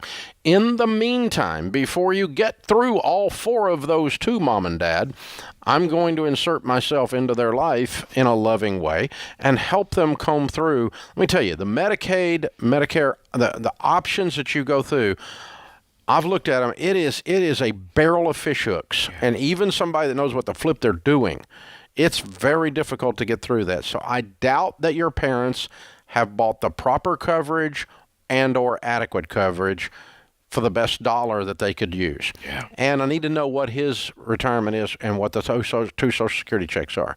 And then let's look at what their house payment is and what other stuff they've got, and do they need to have a garage sale, and what else needs to happen here. And let's get on a budget, mom and dad, and let's be responsible and live on this instead of calling our daughter, who's a single mom and has no money, asking her for money. Yeah, and I feel her pain. I mean, I'm the oldest of the three siblings, and if something that was to happen to my parents, I'm going to feel it. You know, I am going to have it. That's why I'm having the conversation now. Yep. Because I want to make sure that I do not impact and take away from my kids for my parents. Yep. And I love them. I love my parents. It's not a question of love. Yes. It's a matter of what your primary moral responsibility is. Yes. It's to your children before your parents. Right. Right. And it's to your retirement before either one of those. Right. Because your kid may or may not go to college, but you are going to retire. 100%. And so we've got to put these things in place. Hey, thanks for the call. Yeah. Open phones at 888-825-5225. Derek is in San Antonio. Hi, Derek. Welcome to the Dave Ramsey Show. Hi, Dave. It's an honor to talk to you all. I listen to you all the time, so I'm just thrilled to be on here talking to you. Certainly. How can we help? Yeah, I got a simple question. My wife and I, we're moving back to an apartment. We're actually living in New Braunfels. We're moving back to San Antonio. I'm going to college right now. They're offering us either a $750 traditional deposit on the apartment where you pay. If there's any damages, they take it out of that. Or they have a $131 smart deposit. where it's non-refundable. You still pay out of pocket. Is it better to just let them have the $750 and wait in the end because I'm losing the $131 anyway, or I'm kind of lost on that? I'm sorry, you're going to lose the $131 at the end anyway? Yeah, it's I think it's in lieu of the $750. I think it's supposed to be for if you Okay, can't I'm sorry. afford the I full thought the two deposit. choices were $750, and if the apartment's clean, you get the $750 back, or you put $131 up, and you never have to do anything else. That is correct, but you don't get the $131 back. I got that part, but on the $750 one, you get the whole $750 back. That would be correct. Yes. Okay. All right. Yeah. Man, how long are you going to be there? Yeah, that's my question. Our lease is 18 months at least. I'm finishing out. I'm going to be going to UTSA. I'm going for my master's in accountancy, and so we're going to be there at least 3 or 4 years. Let me ask you this question. We don't want to move. Do they require you to do like carpet cleaning and you pay for all that out of the pocket if you do the $750? No, I think that if it's normal wear and tear, they don't charge you. The last apartment we moved out of, I think they had a little bit of resurfacing. They didn't say anything about the carpet. So, we're pretty good tenants. We have a 1-year-old daughter, though. It's just me and my wife. So, with an accounting major, we should be able to look at it this way then. Yeah. What's $131 as a rate of return? What's the interest of $131 on $750? That's a lot. Yeah, and that was my like thing. It's like a 30% interest on your deposit, so I'm putting up the deposit. Yep. Okay, excellent. Just wanted to make sure I shouldn't be doing something, but I figured it was a high interest rate. Wanted to confirm it with you and get my dumb call in for the day. Yeah, no, that's good. That's interesting. I've never heard that option presented, and what a great deal for the apartment complex to take $131 because 90% of the time they're going to be giving the deposit back anyway, and this time they get to put the $131 in their pocket. They made 20% on the money. Yep. Wow, how interesting. Very creative. How interesting. Smart business move. Somebody, when the other side gets screwed, I don't call that smart. I got you, Dave. This is the Dave Ramsey Show.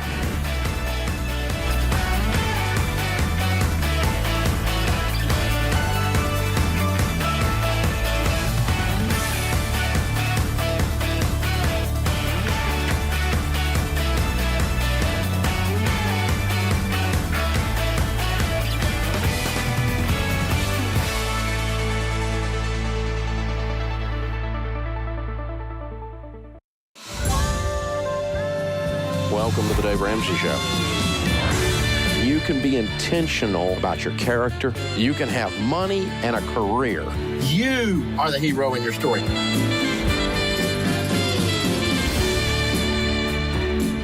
Live from the headquarters of Ramsey Solutions, broadcasting from the Dollar Car Rental Studios, it's the Dave Ramsey Show, where debt is dumb, cash is king, and the paid-off home mortgage has taken the place of the BMW as the status symbol of choice.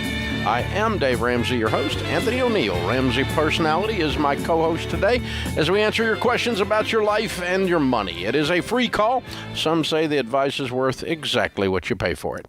888-825-5225 is the number. Aaron is with us in Marion, Illinois, starting off this hour. Hi, Aaron. How are you? Good. How are you guys? Better than we deserve. What's up? My call. Sure. So my wife and I are in baby step 2, and we have a long way to go. And one of the things we're trying to do is get rid of the car that we go on. And we're having trouble selling it. And so one of the ideas we've been kicking around is because we're a little upside down on it is to kind of move that in front and kind of pay extra onto it to kind of knock down the loans so that we don't end up owing, extra when we sell it. Mm-hmm. So we just thought about that idea and just gave us advice on that. If that makes sense. Mm-hmm. Mm-hmm. Yeah, I'm with you. How much debt are you currently in altogether right now, Aaron? Right now we're at $191,000. Most of it's student loans. Yeah, I was about to say that has to be student loans. Who's the doctor or lawyer? I'm an accountant, and that number just keeps going up, doesn't it? Wow. So how much of the 191 are student loans? About 105. About 100. What do you owe on the car? About 16, and it's worth probably between 14 and 16. We've had it on. We've been trying to sell it for about a month, and we haven't had anyone even. What kind of car is it? It's a Buick Enclave. Okay. Have you got it listed at the market value or what you owe? I put it it's at the high end of the Kelley Blue Book, and so this is 16, and so I mean it's a little high. And what's we the live in low a end? Pretty, I don't remember. I have to look again, but 14. I think somewhere. 14. Okay. Yeah, 14 or 13. Yeah. What's y'all's annual income right now? Well, we have 4 kids. My wife stays at home, and we have about 100, give or take, a year. Okay. All right. So, have you tried to borrow the difference? If you needed to borrow the $3,000 to get out of the car, could you? Probably. Yeah. I just didn't want to. Oh, I don't want you to, but I would rather you have $3,000 in debt than $16,000 in debt. When you sell this car, what are you going to drive? Well, we were going to pile up some cash as soon as we sold it, and then try to go buy a cheap van. This is basically the car that my wife drives with all the kids. We have another car that's paid off. It's about probably 3 or 4, but it's about 10 years old. It's just when I drive to work. Yeah. Okay, so either plan would be fine. Yeah. To pay it down and get rid of it, or to take out a $3,000 personal loan because you reduced your debt from 16 to 3. Okay. You're still reducing the debt, and you can still pay off the 3 in your debt snowball, and it'll still be, in your debt snowball, one of the quicker ones you get to. Yeah. Yeah. Okay. Yeah, Thank so you. Either way will Appreciate work. it. But yeah, you're right to the car's not your problem, but you need the traction because you're in such a deep hole that you need to get. You're doing everything right to get there, and I appreciate you being willing to sacrifice to cause it all to happen. Yeah. Hey, thanks for the call. Open phones at 888-825-5225. You guys jump in. We'll talk about your life and your money. Lynn is with us. Lynn is in Raleigh, North Carolina. Hi, Lynn. Welcome to the Dave Ramsey Show. Hey, Dave. How are you doing? Better than I deserve. What's up? Great. I had a question about utilizing your flexible spending account versus going into stork mode to plan for a pregnancy. You would do both. Do both, okay? By stork mode, you mean stop your debt snowball and pile up cash. Stop your total money makeover baby steps and pile up cash until the baby comes. Is that what you mean by stork mode? Yes. Okay. Yes. I may steal that phrase. That's pretty good. I never heard that. Go into stork mode. I like that. That's pretty good. Yeah. Initiating stork mode. Okay. But you pile up the cash, but the money that you're going to, the flexible spending account that you've got is a 125 cafeteria plan at your office and at your company, and it allows you to put money into that account pre-tax to pay medical bills. Is that correct? Correct. Okay. Yes. And Yes. so what I would do is estimate what your medical bills regarding the baby are going to be, and I'm going to let the government pay 30% of them by paying them with tax-free dollars through the flexible spending. So if you estimate that you're going to be out of pocket $3,000 beyond what your insurance covers, which might be close, you're going to want that $3,000 to be in the flexible spending. And as you probably know, you do not want more in the flexible spending than you're going to use because whatever's in there at the end of the year goes away. You lose it. Right. I can only roll over $500 a year. Yeah, so if you've got $2,000 in there too much at the end of the year, you're going to lose $1,500. So you don't want to do that. But so we want to estimate it and then be just a little bit low. But do you know what your out-of-pocket's going to be on the baby? Not yet. The deductible on our paperwork looks to be $1,750, but I haven't looked into more detail on that just yet. And then it'll be an 80-20 probably, right? Right. Up to a stop loss. And so, yeah, my $3,000 is probably not going to be that far off. Yeah. All right. So, yeah, let's make sure you've got whatever you think you're going to be out of pocket goes in there. Everything else goes in a pile to get ready to restart your debt snowball after baby comes home and we we go out of stork mode. Yeah, and I was just about to jump in on that. Just make sure that once you get that HSA maxed out, that you're stocking everything else in the savings account. You're not spending it. And as soon as you and your baby are home and comfortable, you take all of that and you slam that back onto baby step number 2. Yeah. Okay. Absolutely. Yeah. I love it. Thanks for the Great. I'm question. glad you're thinking this way. Congratulations on the baby, by the way. Okay, so there's slight difference between a 125 and an HSA. Health savings account is not what she had. Okay. It's a little bit different. The 125 plan is Section 125 in the IRS code that allows a company to have a health program or a benefit program at their work. Okay. We don't have one here. Right. We need to do one probably. Do we? That allows you to put money into that pre-tax to take care of certain kinds of expenses. Okay. You can use it to pay daycare. Oh, and if your plan allows it, you can use it to pay your medical deductibles if your plan allows it. It can be in addition to an HSA. I got you. It's a separate thing, but it's a section under the IRS code. It's usually a larger company because it's a fairly expensive plan to put in place and to manage for the HR team, as you might guess. Yes, sir. But okay. You can have all kinds of different categories in there and you're purchasing those items with pre-tax dollars.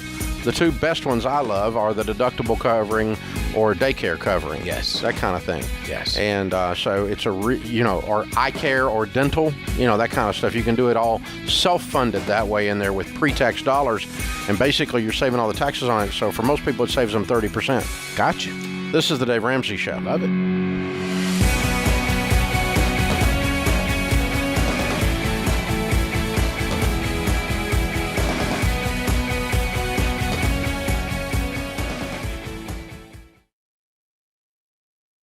What makes our show unique is that we genuinely care about our listeners. We're intentional about choosing the best advertisers to recommend. Blinds.com is no exception. They offer high-quality window treatments at unbelievable prices. And they make it simple to shop blinds, shades, and interior shutters with easy online ordering, free shipping, and a guaranteed perfect fit. Go to Blinds.com and take advantage of this week's special savings.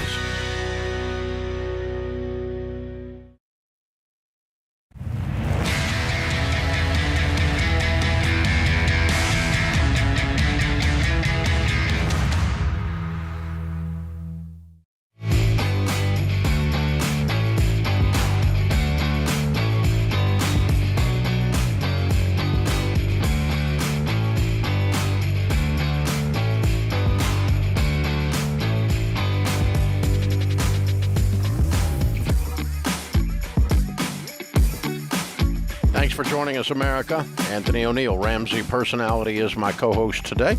Open phones at 888-825-5225. Katie is in Kodiak, Alaska. Hi, Katie. How are you? Hey, Dave. I'm great. How are you? Better than I deserve. How can we help? So here's the story. My husband and I, we've done your program twice now. We have zero debt. We currently live on our land in a trailer that we paid for, so we have no debt. We have our emergency fund. We have our 3-6 months, and we've been investing in our IRAs, each of us, the last year.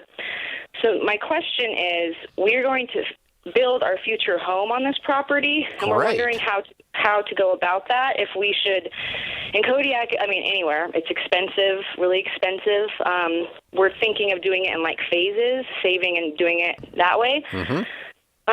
So I have a few questions, but I guess the first one would be, we're going to start saving to build our home. Should we do it in an investment account or a savings account would be one question. Mm-hmm.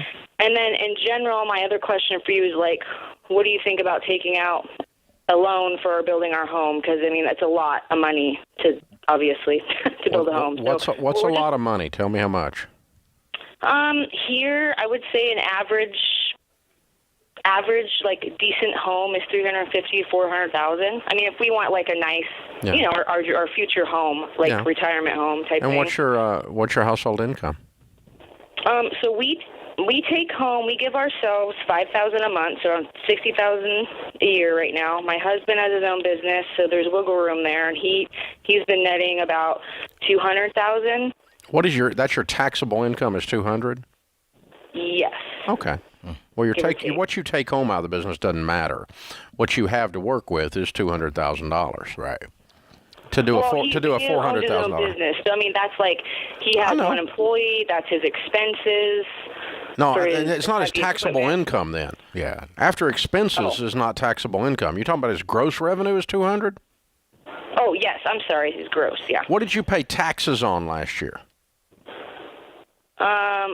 I don't have the exact number, but he made around $200,000 total. No, and we give ourselves no, he didn't. He didn't make $200,000. He brought in $200,000 in gross revenues, and if he had $201,000 in expenses, he made nothing. Oh, okay. I guess I need to ask him more. So here's how it works. The business brings in money minus his expenses. His gross minus his expenses equals net profit. Profit is what I'm asking about. And it sounds like you're pulling 60 out of the profit to come home, but he's probably making more than 60, but he's not making 200 because 200 sounds like his top line is gross revenues. Oh, okay. Right. Okay. And so if you're making 100, you can afford a $400,000 house, but otherwise you can't. It doesn't matter what it costs there. What matters is what you can afford. Right. You can't spend money that you don't have just because that's what it costs. Otherwise, you could go buy a Bentley. Right. So, I mean, how should we save for this, I guess? What would you do where we're at? I think it's a simple equation here, Katie. Put it in a savings account, or if you want to put it in a money market account, that's fine. I'm not going to tell you to lock up your money when it comes to saving to build a home. Don't put it in an investment account. Don't worry about that. I think that's number one. Then number two, I would definitely, since it sounds like you have two options here. You can save up and build cash. You and your husband just have to sit there and talk about, hey, is this going to be a 5-year journey? And are we okay waiting for 5 to 6 years to purchase maybe a $200,000 house? But if you don't, then the only thing that we're going to tell you is if you take out a mortgage, you need to put down at least 20% and finance it for 15 years with a fixed rate. Yeah. So you have two options there. And I don't think you're building a $400,000 house with your income. Right. It doesn't sound like, anyway. I don't know what your net profit is on that $200 you got coming in, but it sounds like it's not the net profit. Right. So the question you need to ask him is, what is our net profit, which is also what your taxable income is, because that's all they're going to use is your tax return to qualify you for whatever mortgage you get. It'll be a construction loan that converts to a permanent mortgage, a regular mortgage after the construction project is completed, but all of that will be approved based not on what you think you make, not on what you wished you make, not on what you put in your pocket but don't report illegally under the table, but what your tax return says. Yes. That's what they're going to use, is your income tax return. What did you pay taxes on it? If you didn't pay taxes on it, it is not income for purposes of this mathematical formula that the mortgage company is going to use, because they can't count it and go, oh, well, what about depreciation? Listen, if you paid taxes on it, then you can count it. If you didn't pay taxes on it, you can't count it. It's that simple. And so I'm going to guess and say if he's pulling 60 out, he may be rolling some of the profits back into the business. So we'll give it the benefit of the doubt and say you're probably making 100. That's my guess. Probably not far off of that. It might be 110, it might be 90, but it's going to be somewhere in that general vicinity. I don't think he's only making 60, and I also don't think he's making 200 based on this discussion. So 400 is probably out of reach. Right. So you're going to save up a good down payment, like Anthony said, and I just use a money market account, nothing fancy, and then get a construction loan, converting it to a permanent that is no more, where your payment is no more than a fourth of your take-home pay. Good question. Thank you for joining us. Open phones at 888-825-5225. Melissa is in Gainesville, Florida. Hi, Melissa. Welcome to the Dave Ramsey Show. Hi, Dave. Thank you. I'm saving up cash to buy a home in cash, and I opened a second bank account, a high-yield interest savings account. And when I got to $250,000, I realized I would no longer be FDIC insured. So I opened a third bank account to continue saving cash. And my question is, when you're actually buying larger properties in cash, especially if I want to start investing in real estate in the future, where do you actually keep all of this money to keep it FDIC insured and safe? You don't. My money that I save for real estate is not FDIC insured. It's in mutual funds. Okay. I buy just an S&P 500 index fund that I'm going to hold, where I'm throwing money to pile it up for real estate, and I can come back and get it after a year, and I'll have no taxes on the gain, or I'll have a capital gain tax on the gain is all. And if you leave it alone at least a year, it'll save you on taxes, and you'll make more on it than you would in a stupid bank anyway. But FDIC insurance is $250,000 per depositor per bank. If you're married, that's $500,000. There's two depositors. I'm not married. I'm single. Okay, that's fine. Yeah. That's fine. Then you can have, you can have three banks and have $750,000, but you're still only making one and an eighth or 1 1/4 or something on your money over there. And so if you want it to be super safe like that, you're surrendering any rates of return. But I don't think anything at all about throwing $1 million into an S&P 500. That's a very stable account. It's as stable as the American economy is. It could go down in value, but the chances of me losing it all is almost zero. If the S&P 500 becomes worth zero, the United States of America has collapsed. Mathematically, it is so. That means the top 500 largest companies on the stock market are worth zero. In order for all of them to be worth zero, that means the United States is gone. There was an atomic bomb was dropped or something, or China took over, or whatever crazy scenario you could come up with. So I'm not worried about that. Yeah. Now, can that S&P 500, could I put in $1 million or $100,000 and then come back 4 months later and it be worth $96,000? Yeah, I could lose $3,000 or $4,000 on $100,000. I could. But I'm not worried. The FDIC insurance is in the event of a bank failure.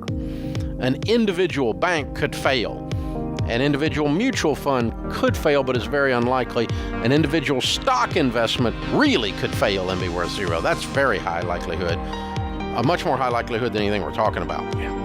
But if you want to spread it out across banks, you can do that. I don't fool with it. I just dump it into an S&P 500. This is the Dave Ramsey Show.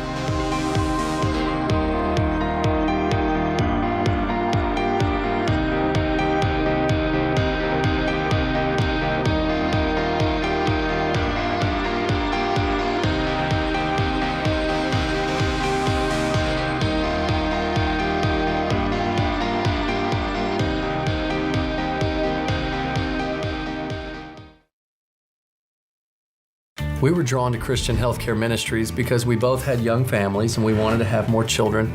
And we had also just started a real estate company and needed to find healthcare coverage that would meet our needs. We were attracted to CHM because of its low monthly costs and the ability to negotiate medical costs down. Established in 1981 and accredited by the Better Business Bureau, CHM is here to meet the needs of your growing family or small business. Check us out at chministries.org. We absolutely believe in it.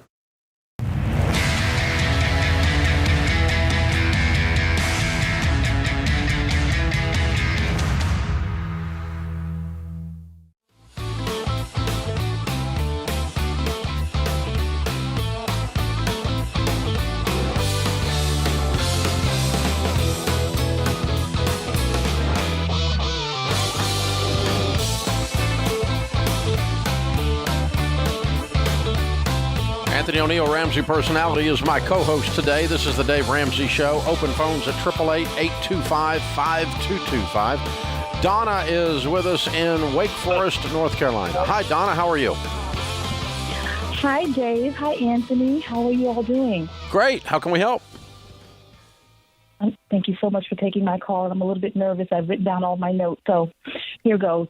Give you some background. So my husband and I are on baby step 2. I'm an RN and he's a logistics manager, and our annual income is about $120,000 a year. I learned about you a little bit late in life. I'm 52 years old. My husband is a tiny bit younger than I am. Here's our dilemma. I bought a home before I met him, and it is worth, we owe $246 on the home. It is probably worth about $315,000, sorry. If we sell this home, we could be out of debt the day we sell it. Are you living in it? We are living in it currently, but it is a 2-story home. My husband is a combat veteran. He has issues with his knees and his leg. So the stairs, as we know, as we get older, are going to be a problem. So you're not thinking. How long do you think you would stay there if you didn't have debt? If we didn't have debt, we wouldn't stay here. We would buy some land and we would build our home on some land, a one-story home that we could live in for the duration. Can you do that for $350,000? Yes, sir. But let me just add something else to this equation. So my mother died a couple of years ago, and her home has been in limbo for a couple of years. Finally, we're at a point where I can purchase her home for $80,000. And we could live in that home, sell this home, be totally out of debt, and kind of live like no one else today so that we can later on live in gigs like no one else. So just wondering if you thought it would be a good idea for us to purchase that home, that small home. It's about 1,100 square feet. We're currently living in a 2,400 square foot home, 2 people. So are you saying and Donna, are you saying sell this home, get the equity, turn around, take that equity, and go buy your mother's home?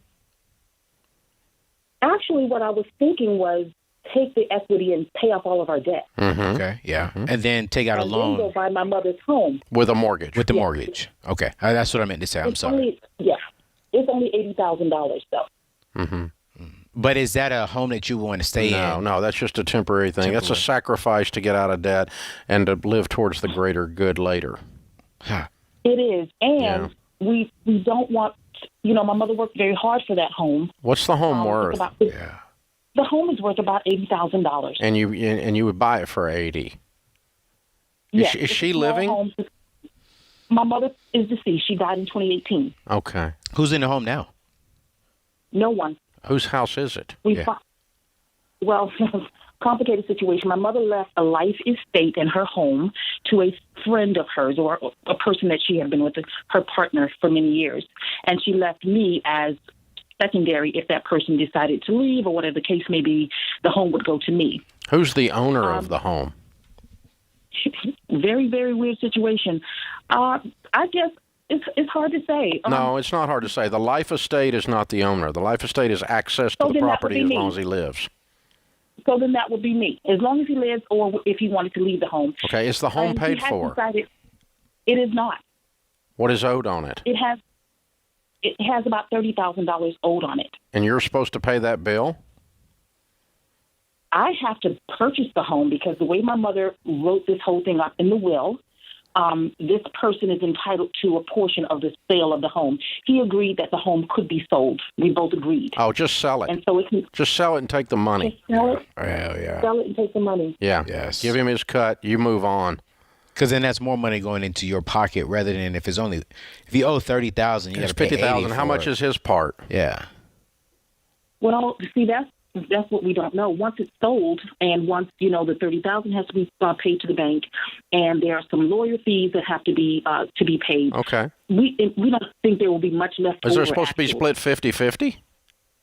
It's supposed to be split 50-50. Okay, so here's the deal: 80 minus 30 is $50,000. You don't have $50,000 in legal fees and expenses to sell it. Sure don't. No, it's about $10,000. Okay, so there's going to be 40 grand. So that's going to be 20 in your pocket. Yeah. Right. Okay, take that. Okay. Take that. Use that to pay off your debt. And I would sit in this home until you clear your debt. How much debt have you got, did you say? Oh, okay. Well, we have about $80,000 worth of debt. I would either sit in this house or I'd go ahead and start talking about selling this house, renting for a little while somewhere while you build the other house. Yeah. I'd go ahead and start moving to the country because here's the thing: your $315,000 house. If you move in a 3 to a 350, you're not calling me up going, I want to go. My dream house is just one level in the country. It's not $750,000. It's about what you already have. Right. Right. And so if you want to swap this one for that one, it doesn't set you back. No. You see what I'm saying? Yes, sir. Yeah, so I'd sell Mama's house, and I'd either sit in this house while you get debt-free, or I'd go ahead and sell it and rent while you get debt-free, and then I'd be planning to buy a little farm and put my one-level house on it and tell your husband thank you for his service to the country, by the way. I'm sitting still because I'll take that $20,000, I go down to 60, making 120. We could be debt-free in 2 years. There you go. And then just sit in this house. Just sit in this house. But you got to sell it when you get ready to build the other one anyway. Yes. And so then you got profit right there. You could go rent for 3 years. Could be. Or 2 years. It wouldn't be bad. No issue. It's a step because you're going to have to move out of it anyway, get it sold, and have that money to build the one level later. But I'm not gonna mess with Mama's house. That sounds like a nightmare. There's so many cooks in that kitchen. That just did not sound like fun to me. Bob's in Fort Lauderdale. Hey, Bob, how are you? I'm doing fabulous. How are you guys doing? Better than I deserve. How can I help? Well, I've got a weird dilemma. I am retired, but I have a very sweet part-time job. And that part-time job takes me on the road for about 1,000 miles a week. And my car is about getting close to the end of its life. So I'm wrestling in my mind whether to buy a new car, lease a new car, or just rent a car on the 2 days that I'm out on the road. Okay. Leasing is out the option. Yeah, leasing's not a good option because then you're going to run the mileage up over, and it's going to blow up the deal. It's going to make it not. Here's the thing. When you put that many miles on a car, all of us can agree it's going to go down in value very, very quickly. Agreed? Probably in about a month. Yeah, for real. So if you lease a car, they're not going to lose money on the lease. They're not stupid. So the lease is structured in such a way that if you do something to the car that causes it to lose that much value, like put miles on it or more than normal wear and tear, it affects what you get when you turn it in because they're going to hammer you with being over on your miles, and the lease is not going to work. In other words, you're going to pay for the lost value in the lease 100% of the time. So that doesn't work. The renting a car might work if you catch one of the rent-a-car people where they're not doing their math well, but in theory, they're going to put some kind of limitation on you to keep you from doing to their car what you were doing to yours, which is destroy its value. Right? So what you're saying is you're not going to hide the shit. You're not going to hide the pee. It's under one of the shells. Okay. Usually. Now, again, you might catch a rent-a-car company that didn't put some kind of limitation on you since it's 2 days a week, and this is you're probably not doing this for 10 years or something. But your cheapest mathematical option is to buy an inexpensive car, $10,000 or so, that you just use for this because you're destroying this old Honda Accord's value or this old Maxima's value or Impala's value or Focus's value, or not a Focus. You don't want to spend that much time on a Focus, but whatever. But I mean, something medium sized that's reasonably comfortable. Yeah. But you're just knowing that you're wearing this thing out. It's a cost of doing business, and that's probably what you're going to end up doing.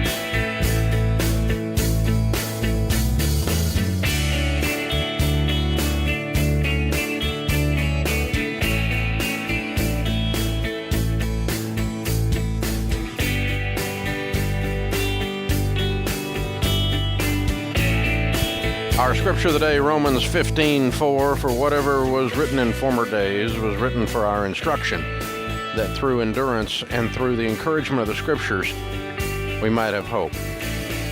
The difference between the impossible and the possible lies in a man's determination, Tommy Lasorda said. Ooh, very interesting. Eric is with us in Orlando. Hi, Eric. Welcome to the Dave Ramsey Show. Hi, Mr. Ramsey. How are you? Better than I deserve, sir. How can we help?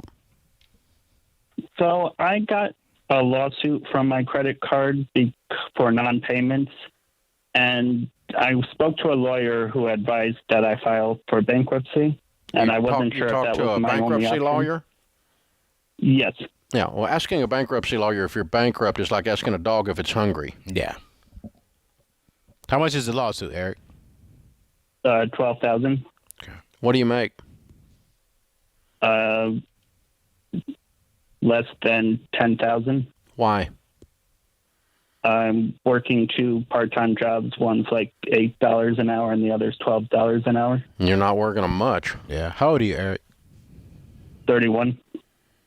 Yeah. What's wrong? Yeah. And what's happened with you, brother? Yeah. Sounds like you've been kicked around. How come you don't have a full-time job, Eric? Well, after college, I applied, but I didn't have any help. And I lost my last job with the pandemic. Okay. What was your last job, sir? I was bussing tables at Olive Garden. Okay. And you're 31? Yes. What did you go to school for? Creative writing. Okay. And do you live with your mom and dad? No, I live with roommates here in Florida. Okay. All right. And you have $12,000 on a credit card. How much other debt do you have, sir? Including the $12,000, it's $20,000 in debt. What is the other 8? Mostly medical bills. Okay. What kind of medical problems have you had? Nothing major. I just had like ER visits. Okay. All right. Okay. Let me tell you what I'm hearing, and you tell me if I'm wrong. Okay. Okay. I hear that you have a pretty extreme income problem, and meaning you don't make any money at all, hardly. And that's not a put down, it's just where you are right now, and meaning that is more of a problem than the debt is. In other words, if we could double your income today, I can't, but let's just pretend I could wave a wand and double your income.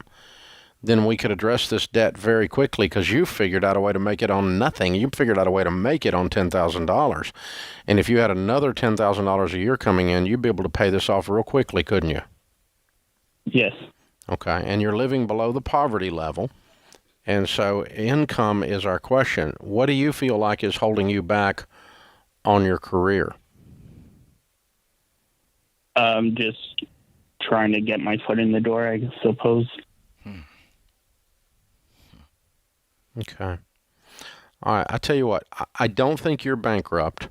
Right. I think you have a career crisis. Yeah. And the credit card company, even if they sued you, there's not anything they can get because you don't have an income that they can get a hold of. And you don't have anything in your bank account that they can get a hold of. And you don't have any assets. And so you're what we in that world call judgment proof. And so, sir, I think what you have more than anything else is I think we've got to do something to get your career going and get your income up.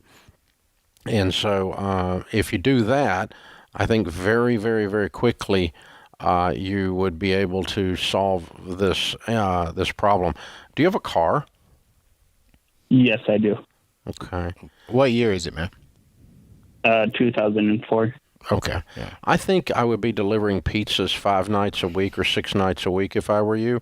If you were doing that, the people that we work with around the country that we're doing that are making $1,500 a month, which is $18,000 a year.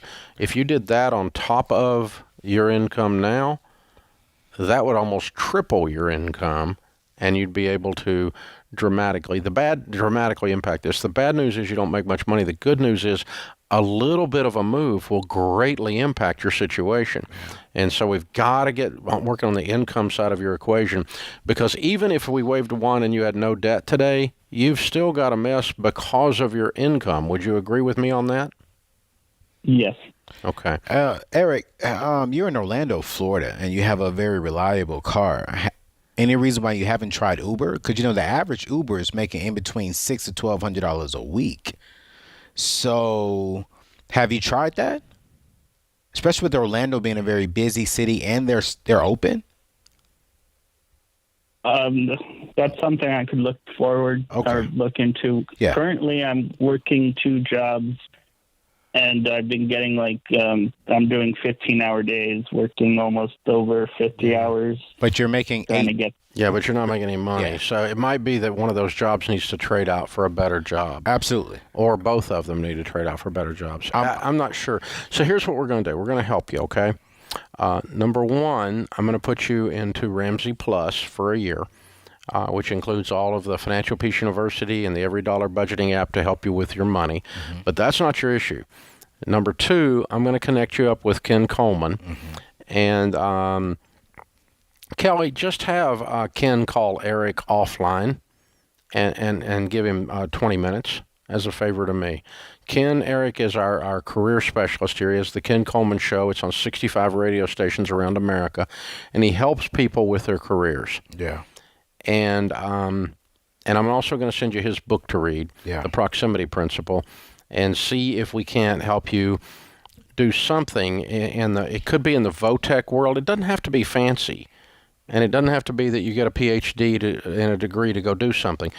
We've just got to get you thinking differently about your income side, because I think, honey, that's where you're struggling. Yeah. Matter of fact, I know that's where you're struggling. And so you could file bankruptcy if you want to, but it's not going to solve your problem. And you will regret it down the road. Yeah, and you'll still be right back there in no time because you don't have an income. Yeah. And that's what's going to get you. So... Eric, I really want you to look into Uber now.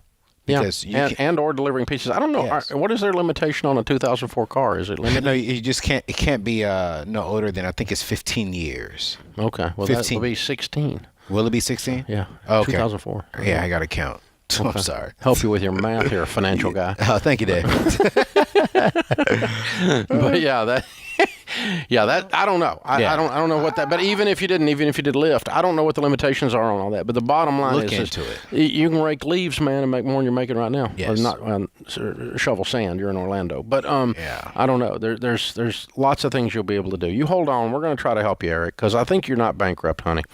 I think you're just scared. You don't know what to do, and we'll come around, put our arms around you, and see if we can help you get this thing moving. Hold on. Miss Kelly will pick up for you. There's 2 sides to the equation, folks, the income side and the outgo side. Some of you don't have to do Uber or pizzas. Some of you have at your fingertips a small business idea that you could just start. Yeah. But as long as there are leaf blowers at Home Depot, there are rich people who are afraid of leaves. You've got a job somewhere, folks. Yes, sir. There's something you can do somewhere. There's pressure washing that needs to be done. There's something. You'd be amazed at what you can dream up to make money. Yeah. And start your little small business idea and get all that going. Thanks, Anthony. Hey, thank you, Dave. Appreciate James you. Childs and Kelly Daniel in the booth. I am Dave Ramsey. We'll be back with you before you know it. In the meantime, remember, there's ultimately only one way to financial peace, and that's to walk daily with the Prince of Peace, Christ Jesus.